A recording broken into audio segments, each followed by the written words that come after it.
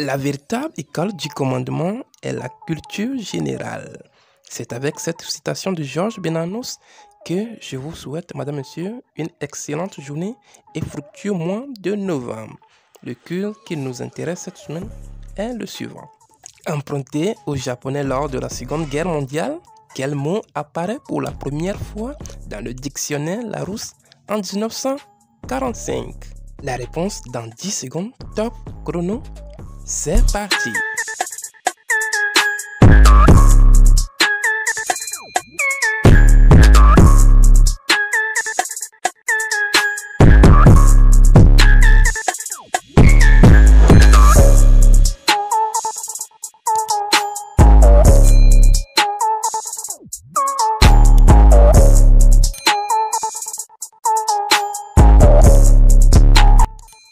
Eh bien, il s'agit du kamikaze.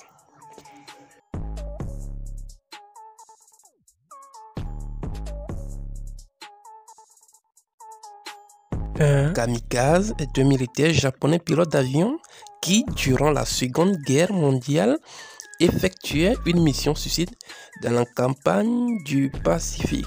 Il avait pour objectif d'écraser son avion sur les navires américains et alliés.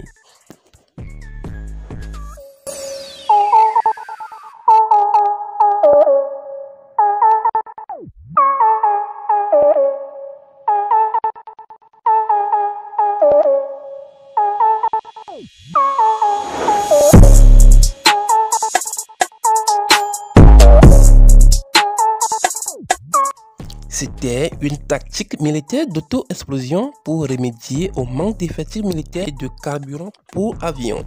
Elle consistait à faire exploser une charge contre la cible pour l'endommager au maximum.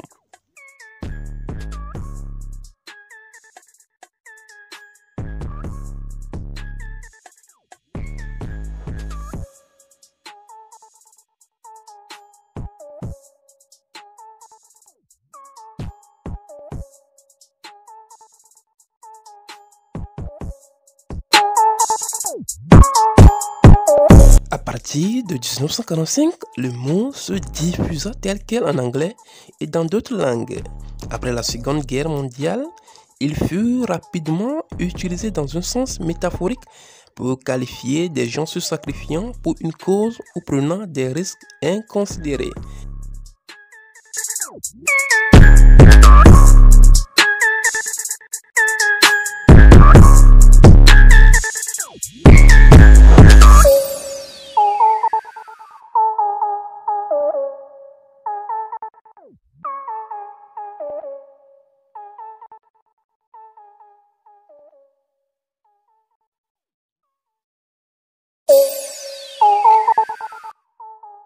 Il désigne plus largement tout assaillant qui meurt délibérément au cours de son attaque. Au Japon, en revanche, ce terme désigne exclusivement l'équipe militaire de la Seconde Guerre mondiale et n'est pas utilisé dans le sens occidental d'auteur d'un attentat suicide.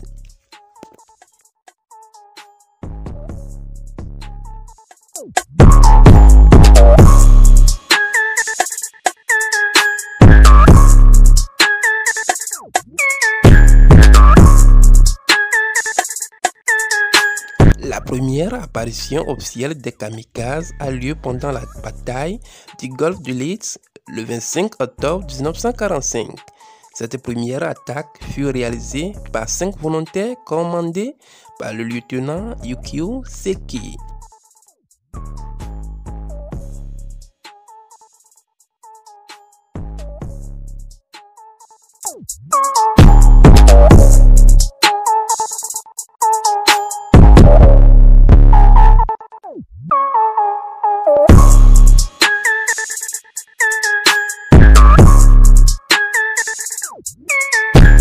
Les kamikazes pilotaient des Mitsubishi A6M5 modèle 52.0 transportant chacun une bombe de 250 kg.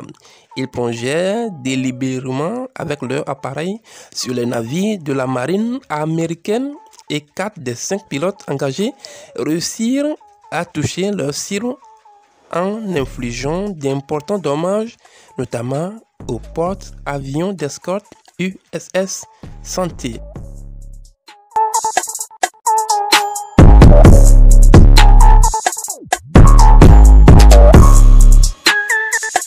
La bombe du chasseur explosa sur le hangar de pont bâbord. Il s'ensuivit un incendie et des explosions secondaires qui, à leur tour, firent sauter des torpilles et la réserve de bombes du navire. Le porte-avions d'escorte coula une demi-heure plus tard, 126 de ses hommes ayant été tués.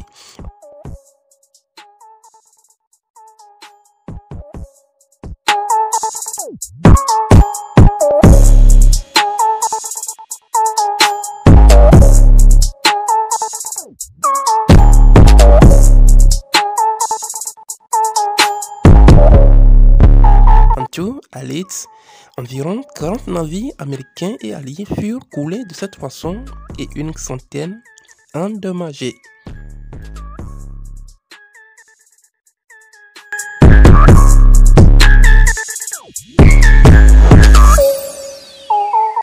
Fort de ses premiers succès, les Japonais ne reculèrent plus à la mise en place d'attaques suicides à grande échelle. Les unités de kamikazes composées en majorité d'étudiants volontaires fraîchement appelés sous les drapeaux. Ces cadets décollaient sans parachute et ne revenaient à leur base qu'en l'absence de navires ennemis. L'appel dans cette unité était à la fois un honneur important et une sentence de mort.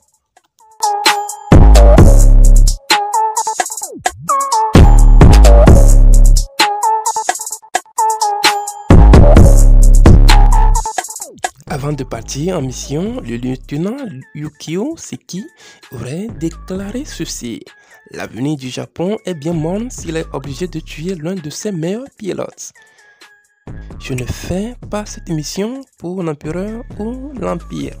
Je la fais car j'en ai reçu l'ordre. »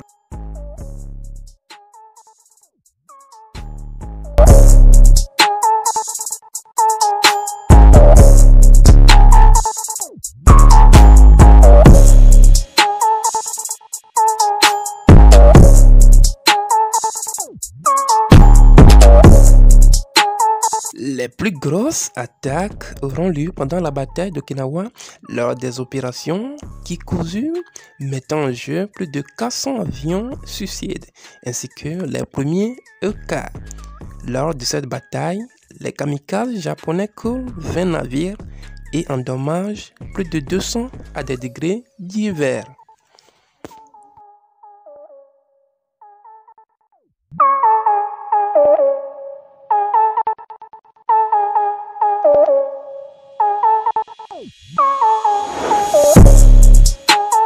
À présent, un tour dans le passé. 31 octobre 1997, 24 ans déjà, le pape Jean-Paul II reconnaît que les préjugés anti-juifs ont étouffé la résistance spirituelle de nombreux chrétiens face aux persécutions des juifs par les nazis durant la Seconde Guerre mondiale. 31 octobre 2018, 3 ans déjà, en Inde, inauguration de la statue de l'unité la plus haute du monde. Madame, Monsieur, c'est tout pour le compte de ce mois d'octobre. N'oubliez pas de vous abonner si vous ne l'avez pas encore fait et d'activer surtout la cloche de notification pour ne rien rater de nos prochaines vidéos. Fructueux mois de novembre à tous. Merci de nous avoir suivis. Au revoir et à la prochaine.